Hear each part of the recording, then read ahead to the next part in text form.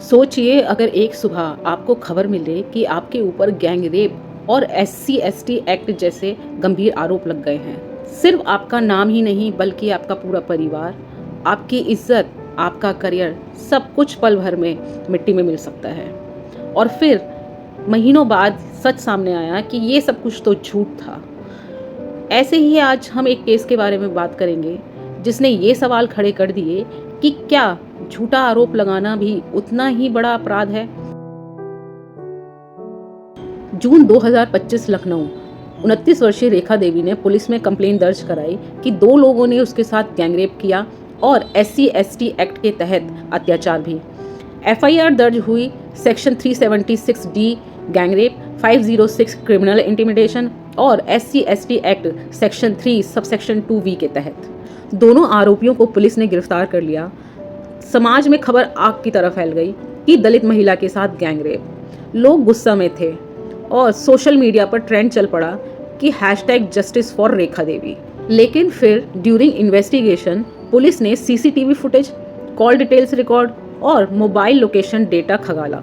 जिस वक्त रेप का आरोप लगाया गया था उस वक्त दोनों आरोपी अलग अलग जगहों पर मौजूद थे। एक तो अपने घर पर सो रहा था तो दूसरा 15 किलोमीटर दूर किसी दुकान के CCTV कैमरे में रिकॉर्ड हो रहा था। इतना ही नहीं, डॉक्टर की रिपोर्ट में सेक्सुअल असॉल्ट का कोई सबूत नहीं मिला। आखिरकार पुलिस ने चार्जशीट में लिखा कि कंप्लेनेंट का स्टेटमेंट कॉन्ट्राडिक्टरी है और एविडेंस फैब्रिकेटेड है।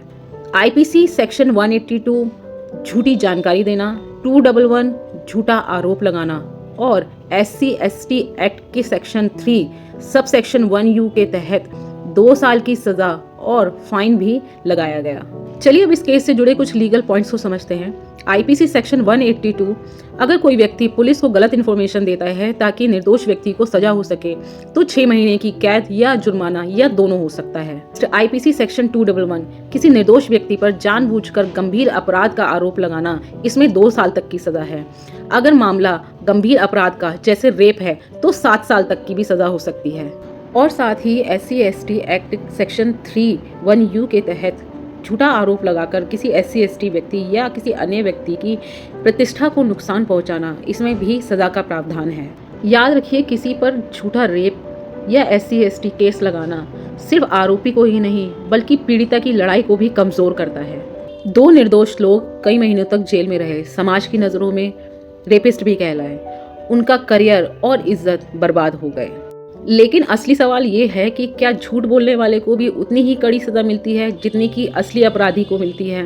क्योंकि न्याय सिर्फ पीड़िता का अधिकार नहीं है बल्कि निर्दोष व्यक्ति को बचाना भी न्याय का हिस्सा है। मैं ये नहीं कह रही कि सभी शिकायतें झूठी होती हैं। ज्यादातर महिलाएं सच में न्याय के लिए लड़ रही हैं, लेकिन इन झूठे मामलों की वजह से असली पीड़ितों की आवाज दब जाती है और समाज में अविश्वास फैलता है। इसलिए हमें चाहिए कि हम सच और झूठ में फर्क समझें और कानून का इस्तेमाल हथियार की तरह नहीं, ढाल की तरह करें। अगर आपको लगता है कि ऐसे झूठे मामलों में सख्त से सख्त कार्रवाई होनी चाहिए तो इस वीडियो को ज़्यादा से ज़्यादा शेयर करें और कमेंट में लिखें जस्टिस फॉर इनोसेंट, ताकि ज़्यादा से ज़्यादा लोगों तक ये वीडियो पहुंचे। मैं हूं एडवोकेट संजय गुप्ता। मिलेंगे हम अगली वीडियो में, तब तक के लिए जय हिंद। Thanks for watching.